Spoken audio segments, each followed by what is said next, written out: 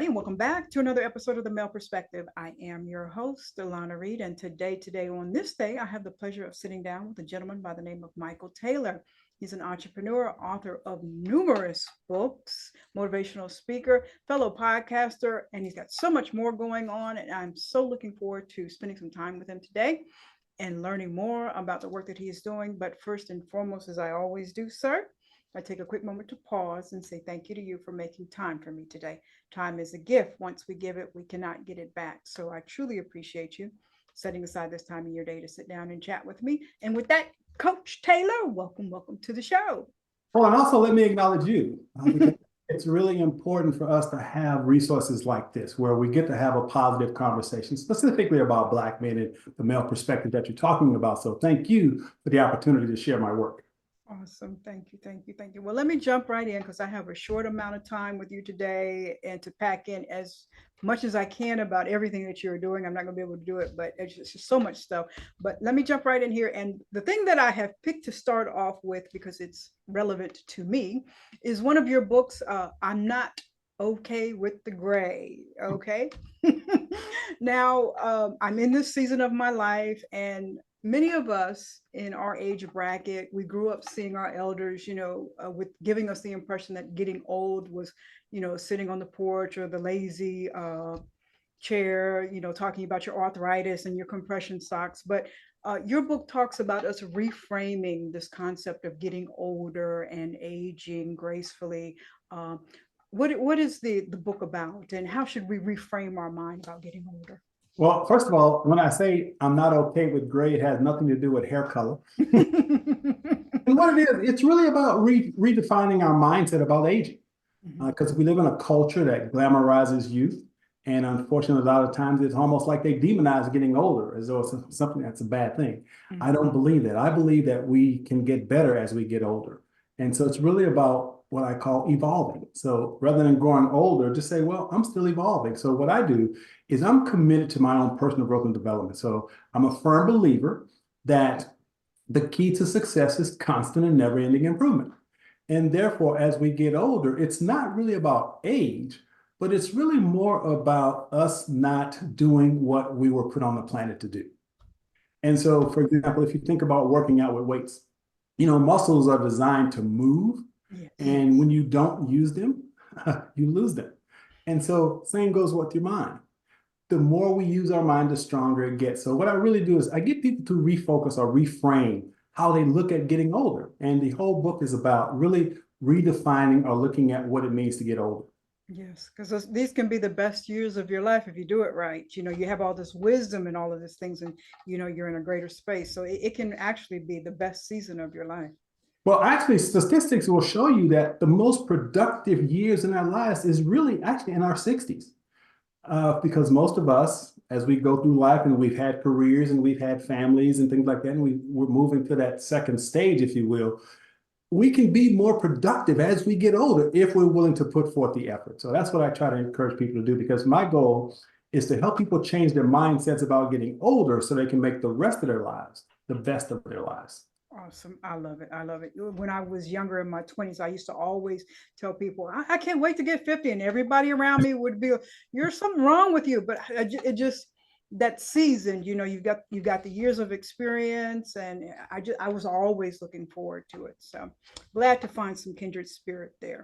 Well, let me move on to some work that you're doing that's very personal to me, because it's why I do the Male Perspective, spotlighting Black Men Matter. And you have your shirt on, Shattering the Stereotypes. That's a book. It's got other components to it. How did it come about, and what made you start this project? Well, actually, I started writing back in 1995. I wrote my first book called Brothers, Are You Listening? A Success Guide for the 90s. Okay. And it was my attempt to share some lessons I had learned after going through a divorce, bankruptcy, foreclosure, depression, homelessness. And so it was my attempt to encourage Black men to invest in their potential. And at the time, there were very few books out there for Black men by Black men. So again, because of all the things I had gone through and, dealing with therapy and all of that, and I said, I just want to share the lessons that I learned with other Black men. And that's when I started writing back in 1995. And since then, I've written a total of 12 books. And a few years ago, I actually wrote a book called Black Men Rock. And I started this whole marketing campaign, and I even had a rap song, but I got sued by the lady who owns Black Girls Rock. Oh, okay. So we went to court and I lost, and I couldn't use the Black Men Rock in marketing or any of that. So I had to shift and come up with a different platform. So I was thinking about it, and my wife was really upset that I lost the case. And I said, babe, look, don't worry, it's going to all work out. And so I came up with the idea of Shatter the Stereotypes. And I thought, wow, I kind of like that. It's kind of marketable, and it really speaks to what I'm trying to do. And I said, I actually like that better than Black Men Rock. And so I, copyrighted and trademarked and went through the whole thing so I wouldn't have to worry about getting sued again. But the whole intention of Shattering the Stereotypes is to showcase and highlight Black men from around the globe who are doing remarkable things. Because contrary to what you may see in the media, it is my belief that Black men are actually thriving. And at the same time, I don't want to deny all the challenges that we have to deal with on a regular basis. But at the same time, when I look at the men that I'm interviewing on my podcast, I'm talking spine surgeons, neuroscientists, astrophysicists, mayors, lawyers, doctors, attorneys. I mean, I see all these brothers out there and I say, see, we are doing amazing things. We just don't see it in mainstream media. So that's why I launched the Shatter the Stereotypes movement. It was simply an opportunity to showcase and highlight Black men who are doing remarkable things in the world.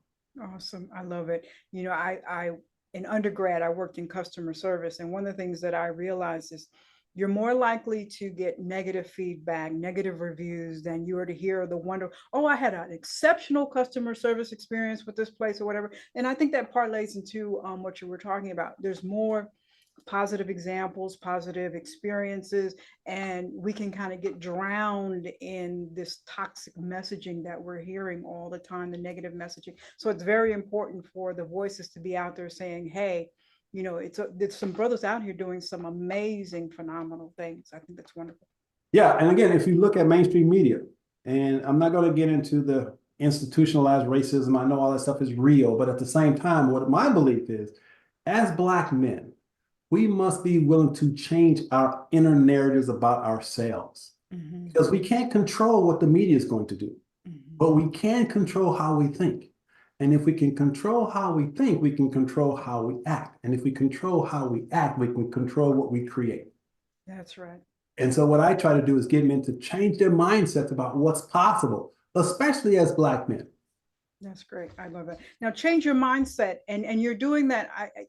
I read that you have an online group, an empowerment group. Is that Shattering the Stereotypes, or that's the Brotherhood of Kings? Brotherhood of Kings. Okay, so how? Yeah, so if you take the Shatter the Stereotypes movement, that the whole intention again was to showcase and highlight positive Black male role models. That's the intention there. Okay. But I also do workshops and seminars based on the book that I wrote of the same title, Shattering Black Male Stereotypes. Okay. Now, we also have an online community, which me and a couple of friends started, called the Brotherhood of Kings. And the Brotherhood of Kings is an opportunity for men to come on a regular basis to meet with other Black men who are like-minded, who are committed to their growth and personal transformation, and to be in a safe space, to be real and authentic with each other. And that's the whole intention of the Brotherhood of Kings movement. Okay. Are you gentlemen touching the younger generation as well? Are the teenagers and such allowed to come in and participate? Absolutely. Any man is welcome. I think the youngest person we have is 19. I think the oldest we have is 79. Okay, so we got some generations kind of working together and learning from each other. Okay, I love it. I love it. Now you meet online. How often again did you? Yes, so every Saturday we have a Saturday call. And if you go to Brotherhood of Kings, and that's brother, BROTHA, brotherhoodofkings.com, and you can click the Zoom link, and we meet every Saturday at noon Eastern time. So again, it's a free call. Just log in and connect with some like-minded brothers. If you're committed to your growth and transformation, it's a great place for you. Now, we have a really big vision coming up for 2024, where we're actually going to be doing live seminars around the country. We're working with a couple of organizations to host these programs around the nation. So we're going to really expand the whole idea of the Brotherhood of Kings. I love it. I love it. Now, there's a book component to it as well? Absolutely. We wrote a book. And the book is Brotherhood of Kings. I wrote 9 of the chapters, and then I had the 3 partners that I have, each wrote an individual chapter. And it really gives Black men an opportunity. The subtitle is Embodying Black Men to Embody Authentic Masculinity. And that's a really important topic. Now, masculinity has nothing to do with ethnicity or race. Mm-hmm. Masculinity has everything to do with the male conditioning of our society and how that impacts us as men. My personal belief is that the greatest challenge we have on the planet right now is to redefine manhood and masculinity, because the roles of manhood and masculinity are changing dramatically for the better, I believe. Okay. And that's driven partly because, number one, there's more women in the workforce than men in this country for the first time. There are more women graduating from college than men than ever before. And so the roles are changing. And unfortunately, some men aren't keeping up with these changing roles. And so what I do with my work is I give men an opportunity to redefine those roles of what it means to be a man. And again, it's been really challenging because a lot of men are still trapped in that old way of thinking about what it means to be a man. But again, I think a lot of men are really hungry for something new and different. I think men are tired and frustrated with failed relationships and not making enough money and not having rewarding careers. And so what we try to do is create this balance between it all. And I think it's possible for us to have that, have everything, what I call an extraordinary life, which means inner peace, dynamic health, great relationships, and financial abundance. I believe it's possible for us to have all of those things, but we have to be willing to do that inner work to make that happen. Yeah, inner work, and I see a lot of, well, I'm happy to see a lot more Black men in today's generation willing to be open about doing that inner work, because, I come, as I mentioned, I come from being raised by elders where, we don't talk about a lot of these stuff. And, my manhood and my masculinity is this, it's concrete, and I'm not emotionally stepping outside of this box to talk about it. You mentioned relationships, and I want to kind of segue just a second, and then I'm gonna get back on track. I want to give a hand clap and applause, because I read that you and the missus have been together for 20 years now. 23. Married 23, together 25. Awesome. Now, I want to say, because you mentioned earlier about media, it's very often that media likes to say that Black relationships can't do that. So while I have you here, from a brother's perspective, give the brothers, what are some tips and tools to how to make this happen and how to make this work, because the world is telling us that we can't do this. Well, first of all, I think we have to understand that too many people go into relationships with this over romanticized view of what relationships and marriages are supposed to be. I personally believe, this is just my belief, that all of us wants one thing, and that's to be loved. Yes. Okay? Has nothing to do with race. It's we want to feel connected, we want to feel safe, we want to have connection.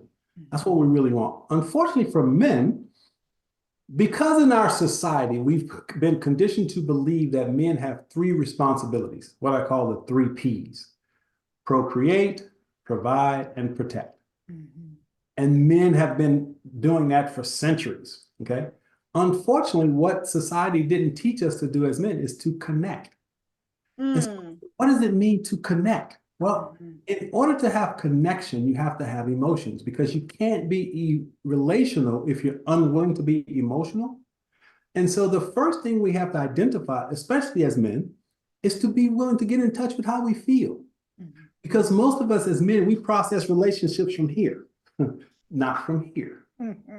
And so again, I went through a divorce, and it was a extremely difficult time, but unlike most people, I took the time to figure out what I did wrong in my first marriage. I took full responsibility for my part in my divorce. And so it took me 15 years after my divorce to find the woman of my dreams, which I have done. But again, I had to be willing to do that inner work first. I had to be willing to unpack my emotional baggage that I didn't even know I was carrying. And so in order to create great relationships, it begins with the relationship we have with ourselves. And so for men especially, how many times have you heard a man talk about self-love and what that means? See, that's a foreign concept for most men. But we get to that point of self-love, which means we learn to connect with and express authentically how we feel.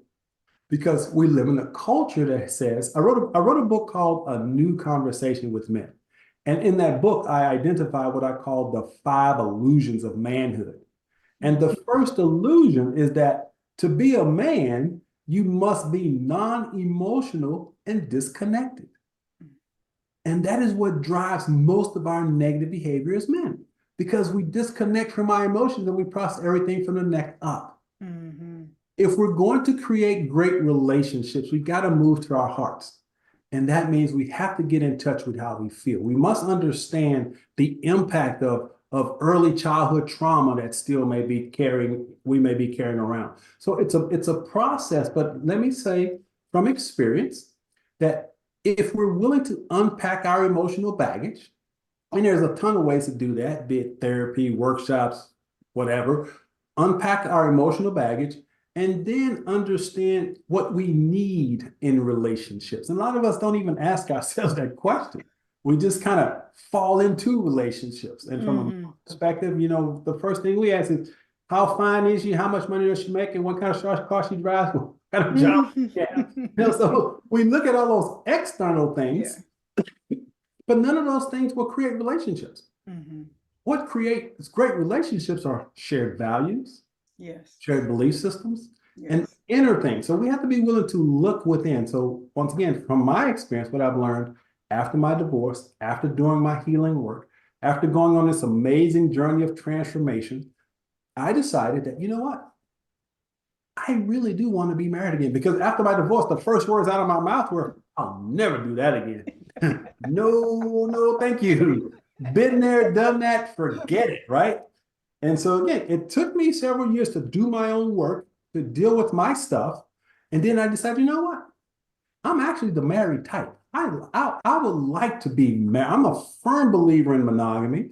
I don't like trying to juggle more than one relationship at a time. That's just not me.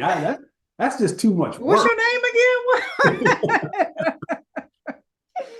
So again, in summary, what I'm saying is, especially for men, because it's in our culture for men, if a man says, you know what, I love being married, and then you'll hear a lot of guys say, oh man, he's whooped, he's whooped. And if you look at a lot of men and you ask them, are you happy in your marriage? A lot of them will say no. It's like I got this ball and chain, No, relationships are supposed to be fun. They're supposed to be loving. They're supposed to be supportive. But as men, we have to change our mindsets and reprioritize our lives. Because too many times, once again, what we're trying to do is we're trying to bring home the bacon. We're trying to protect. We're trying to do the things society says. But what we need and what we want, as well as women, is connection. We want connection. And the only way to have connection is through our hearts, through our emotions. And that's the work that we have to be willing to do. Awesome. And it's a beautiful thing when a healthy person and another healthy person comes together and they make this beautiful thing, which it sounds like the two of you have done. And then the research also supports that you guys live longer when you're happily married as well. Absolutely. Yeah, there's so many benefits to it. And for me, again, just from my own experience, what I love about being married. First of all, again, I took the time to figure out exactly what I was looking for in a partner. That's a good one. I knew exactly what I was looking for. So when I found her, I knew it. Matter of fact, I knew I could spend the rest of my life with her within about 6 weeks. Mm-hmm. She had all the values that I was looking for, all the qualities. And when we first met on our very first date, okay, and if she shares this story, it's really kind of funny. She said, I thought we would just be friends because you had too many damn rules. Look, I know myself. I've done my work. I know what I need.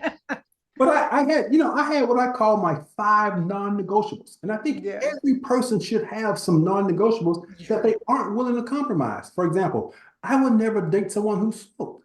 Mm-hmm. I had no judgment about people who smoke. It's just I knew that I would not date someone who did. So that was a non-negotiable. So on the very first date, I wanted to know if he smoked, right? Number 2, I was 40 years old at the time. I had 3 kids. I didn't want any more kids. Oh, okay. And so I told her up front, look, if you're looking for a guy to possibly have kids with, I'm not your guy. So we can stop this right now. I was up front, right? And she was like, okay, I'm fine with that. So those are just a couple of the non-negotiables. But see, I knew what I was looking for, and I was able to, even in the first date, get a feel for whether or not she was somebody that I wanted to pursue. Thank you. Thank you. And after a couple of weeks, I was like, man, I love this woman. This it. This is it. She the one. She's it. So again, happily married for the last 23 years, been together 25. Awesome, awesome. And having knowing yourself, doing the work, knowing your non-negotiables, it stops people from wasting each other's time, which I see a lot of things, people just carrying on these things, and it's damaging you and hurting you. But let me peek into another portion. You mentioned you have 3 kids. Any of them sons? 2 boys and a girl. 2 boys and a girl. So going back to the Shattering the Black Male Stereotypes and the Brotherhood of Kings, what are the challenges for a Black man to raise a future king, or what are the concerns about having a male child and raising them in this world we are in today? Well, once again, I'm a firm believer in self-love. It begins with us doing our own inner work. Okay. Because I can say that I've always known that I wanted to be a good dad. I didn't have a great relationship with my dad. I didn't. Matter of fact, I got a pretty bad relationship. But I made a commitment at a very early age that I wanted to be a great dad. So what did I do? I read books. I went to seminars. I learned how to become a great dad. So for the brothers out there, no matter what kind of relationship you may have had with your father, being a great father is not genetic. It's learned behavior. Every Black man can learn to become a great father, but he's got to be willing to put forth that effort. He's got to be willing to learn how to become a great father, even if he never had a relationship with his dad. So there's an emotional component to being a dad that, God, I can't even put into words, the joy. I remember when my first son was born, I'll never forget. When we got to the hospital, from the moment we got to the hospital, 40 minutes later, I was holding my son in my hand. He was just like, he was ready. He was ready to come. Yeah. Now, when my wife and I, my former wife, before we went to the hospital, we decided we would wait until after he was born before we named him. We had come up with 2 names. And I said, okay, let's just wait until he's born and then we'll choose which name. But when the doctor handed him to me, and when I looked at him, and he looked back at me, I can't explain it in words, but it was almost like I was looking at myself. And I just saw this big smile, and I felt that unconditional love of a child, and it just came out. I went, Michael. I said, this is me. This is my son. And I looked at my wife, and she said, go ahead, you can name him. So he's Junior.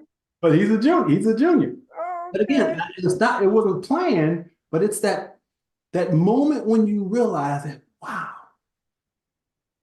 I was a part of this. I helped create this for me. Beautiful.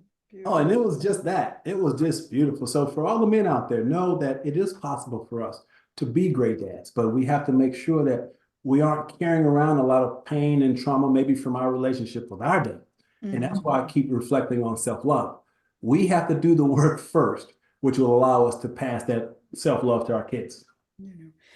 And I keep on hearing you say self-love, and it's so important, and we can't negate that, but it's such a struggle sometimes to get you men to take that first step. For us around you that love you and want to see you be your best, is there any way we can urge you along this path? See, I personally believe Black women are the epitome of strength, of support, of devotion. My heart breaks every time I see a Black woman saying, I can't find a good man. Because number one, I know there are good men out there, but I also know there are some bad men out there too. And so what my work is about is helping men become those good men, so that they can create these types of relationships that I know are possible. Right. And so, again, for the women out there, you ladies have been carrying the torch for so long in terms of relationships, and you've been holding our families together. And the truth is, as men, it's time for us to step up. It's time for us as men to step up, because we have to be willing to do the emotional work that we've been unwilling to do. Okay. And the reason we've been unwilling to do it is because of cultural conditioning.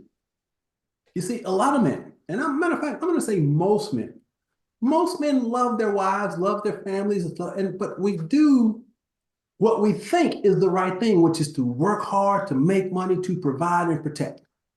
But once again, we don't put any emphasis on connection. Mm-hmm. And what our children long for, what our children are hungry for, is our connection. Mm-hmm. They're not really concerned about the stuff. You know, they may ask for the PlayStations and the Jordans and all that, but no, what kids want is to know that their dad loves them, Yeah. first and foremost. And so, as men, if we learn to become more nurturing, um, not afraid of vulnerability, Yeah. just being willing to connect with our kids, the rewards are unimaginable. The love, my oldest son is 42. I have a son that's 40 and my daughter's 37. And I can't even put into words the joy that I feel every birthday, every special occasion. My kids call me up, Dad, I love you. And, you know, some of the posts that my kids put on Facebook about their dad and how much they love him. That's what it's all about for me. Beautiful. I love it. I love being a dad. That's great. You know, it's the concept of being emotionally available and reaping the rewards of that. And you just remember so many cartoons of earlier days where the woman's following behind the man. Tell me what you feel. Tell me what you feel. You never talk. You never talk. But it changes the whole dynamic of the relationship and the exchange and the family environment when two people are emotionally available and present. I mean, it just allows you to handle so many life challenges when everybody's present. Yeah, and let me touch on that because that's really important. After my divorce, I really struggled with relationships. Relationships for the last 2 or 3 weeks, and the women were all saying the same thing. I care too much about you to stay in this relationship, which made absolutely no sense to me. How can you care about somebody and leave them at the same time? Didn't make any sense. But then they would also say, the main reason I'm leaving is because you're emotionally unavailable. And at the time, I had no idea what that meant. It didn't make sense to me. I'm a nice guy. You know, I'm believe in monogamy. You know where I don't run the streets. What do you mean I'm emotionally unavailable? But see, I didn't know how to open my heart to women. Yeah. I had a bunch of baggage that I needed to get rid of. Right. And it was me unpacking that baggage that allowed me to learn how to become emotionally available in relationships. And that's the primary reason why my marriage of 23 years is so awesome, because I do have the emotional awareness and intelligence to communicate with my wife from my heart, not just my head. Awesome. Great, great. We got a lot of learning lessons you need to give to the future generations out there, because we're out where, you know, the media has us thinking that we're floundering, but we have some examples. Let me move on real quick, because I'm running out of time here. I want to talk about, you have a book, onliness, I think. What is onliness? I think, because I think I fall into that from my upbringing. So I want you to define, what is onliness? Well, there's a guy on LinkedIn named Jewel Love. He's a Black male coach. And he wrote an article that said, the most challenging issue for Black men in corporate America is onliness. And I never heard that term, but I immediately recognized what he was talking about. And basically what he was saying, that as Black men, when we're in environments where we're the only person of color, the unique challenges that we have to deal with as men of color. And so when I read that, I went, okay, I get that. But you know what? There's a cure. And I know what that cure is. So I'm going to write a book to share with Black men the cure for onliness. And in a nutshell, the cure for onliness is self-awareness.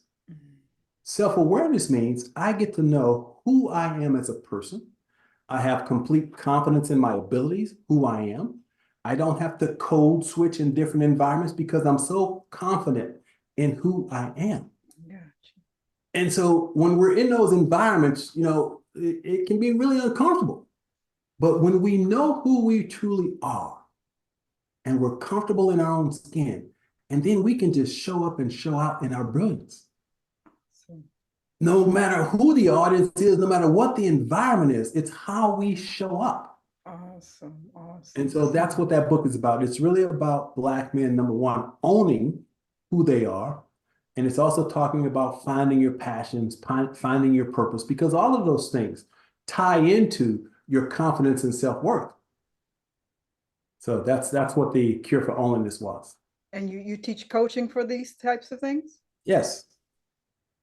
Okay, all righty, because it's we've long been taught as Black people that we have to do this kind of double Dutch routine. You present yourself as this way in job settings and certain environments, but when you get home to the cookout, we pulling out the spades, and and I have found myself in my journey kind of you know trying to figure out, okay, but it makes you feel unauthentic sometimes.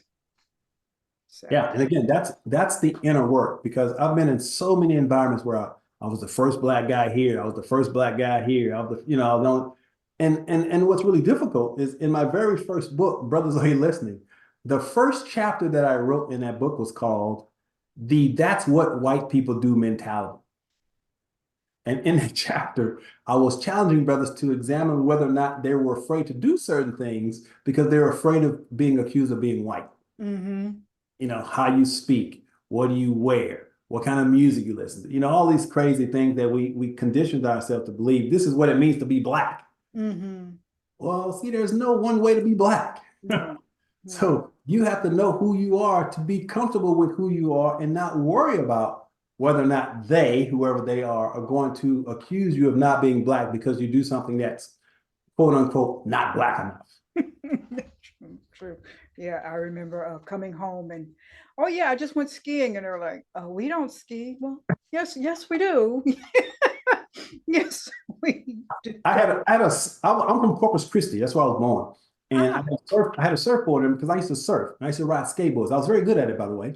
But I remember every time my friends would come over, and we were in inner city projects, right? And so they come in and go, man, what you doing with a surfboard in you? What surfboard is that? I surf. You surf? Black people don't surf. Yeah, this Black person does.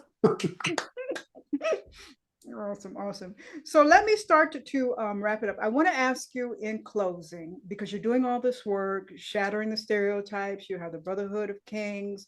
Um, and we've come to this place where we have done our inner work, and we have self-love, and we're self-aware, but we also have this responsibility as us in the 50 and over club, um, to, now that we know what the fix is, to raise the younger kids in a better and healthier way than what we had, what we were exposed to.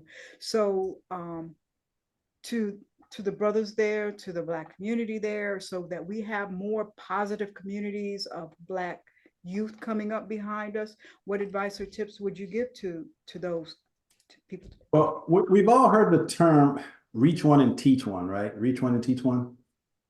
Well, I'm going to take it a little bit deeper than that, because I believe as a human being, we all have a divine purpose. Mm-hmm. We all have unique gifts and talents, and it is our responsibility to share those gifts and talents to help make the world a better place. And when we do that, we are actually in service to something bigger than ourselves. Now, you can call that something bigger, whatever you want to call it. You can call it God, you can call it the universe, whatever. But when you find those things that you're passionate about,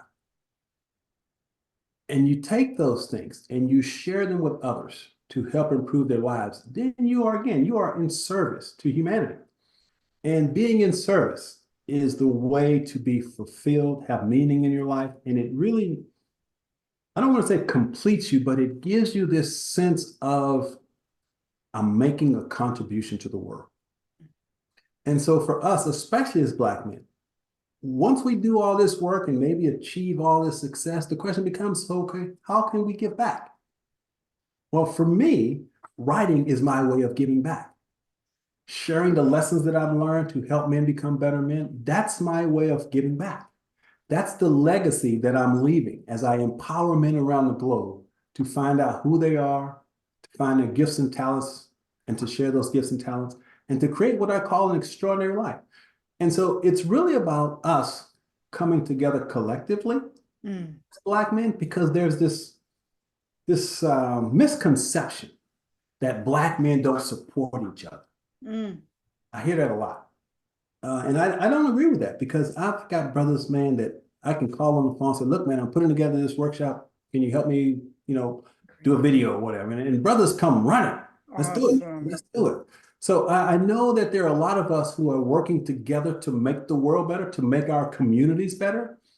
But again, it really starts first and foremost with each man individually being willing to do his work, and then being willing to figure out how to take what he's learned and help others, help someone else. And that goes back to the reach one and teach one. And that's how we'll change our communities.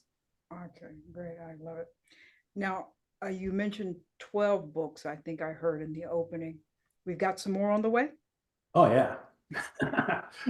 Matter of fact, my wife has been on me for the last few years. She says, why are you always writing books for men? Why don't you write a book for women? So I'm actually writing a book, and the title of it is Sisters, Are You Listening? Because I wrote Brothers, Are You Listening as my first book. Okay. And so I'm writing a specific book for Black women called Sisters, Are You Listening? And it's really going to share some insights. I believe that I like to think of it as a love letter to Black women. Okay. And that I'm going to be sharing some insights, I think, that will really help Black women, number one, recognize how amazing they are. Mm-hmm. And to also let them know that they have infinite capacity to do whatever they set their minds to. Okay. And as Black women, you have the power to create the relationship of your dreams. You have the power to create careers that you love. You have it all within you. And my job is to kind of help bring that out so that women recognize that. So I'm really looking forward to that. Awesome. I love it. And then my suggestion is, maybe one of the books can be some couples that we could run into that have long-term success in the Black community, a book about them and their journey, and some tips to us, because, I find a lot of us admiring celebrity couples, but there are people that live down, the Joneses live right down the street, that have been at it for 30, 40 years. We kind of need to look at them for role models than the celebrity role. So that would be my next suggestion for a book for you. So yeah, that would be a great book, matter of fact. And I don't know if you saw, I don't know if it's still available, but I know a couple of years ago there was a TV show called Black Love. I think it was on BET maybe, and they had celebrity couples, but they had everyday Black couples talking, relationships and stuff. It was a really wonderful, wonderful show. I watch it every now and then just to kind of get some, just to see what we don't see in mainstream media, which is Black talking about intimacy and connection and love and the challenges of relationships outside of the context of race. Mm-hmm. Because ultimately we're no different than anybody else. We struggle with trust issues. We have all the same struggles. Yeah. But as Black people, we have to just sort of change our mindsets and refocus on looking at the emotional side of who we are as human beings. And again, that's just my opinion, because most of us, we were raised that if there was an issue, we take it to church.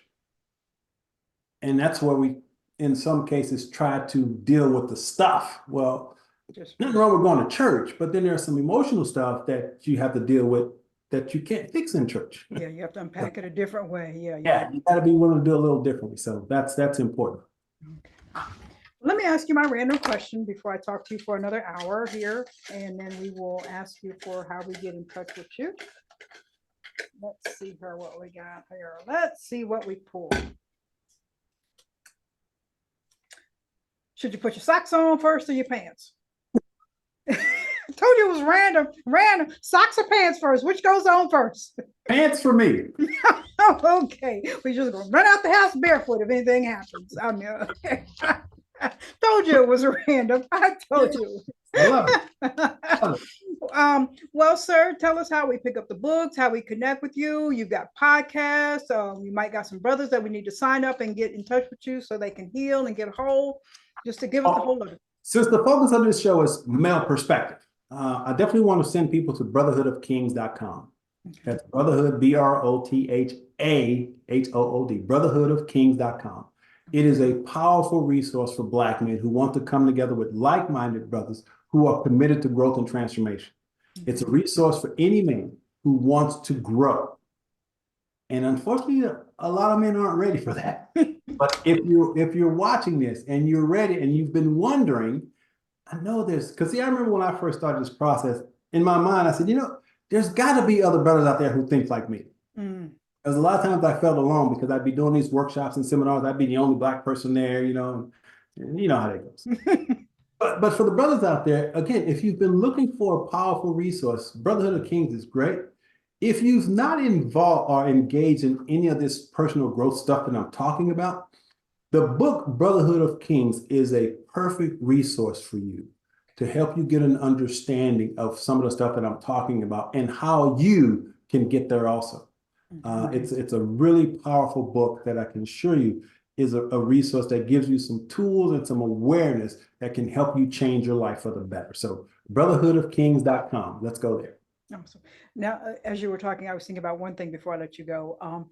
A lot of men in general, no matter what race you are, might be uncomfortable with group settings. Do you do one-on-one coaching? No longer. I used to. That's kind of how I started the coaching game, but no longer do one-on-one coaching. I do have a couple of online workshops, again, with Brotherhood of Kings, where I give men an opportunity to come in and we speak collectively as a group. Okay. It's a really safe environment where men come in and they know that, again, there's no judgment, there's no criticism. There's just like, we're together, brothers, let's work together. So that's what the Brotherhood of Kings does. Okay. All right. Okay. So group setting. So I was, thinking some people might not want to roll it out there on the group, but okay. Well, sir, I appreciate you. It is not easy to take on manhood with the men. You guys can be a little hard-headed sometimes, so it is a great undertaking you have.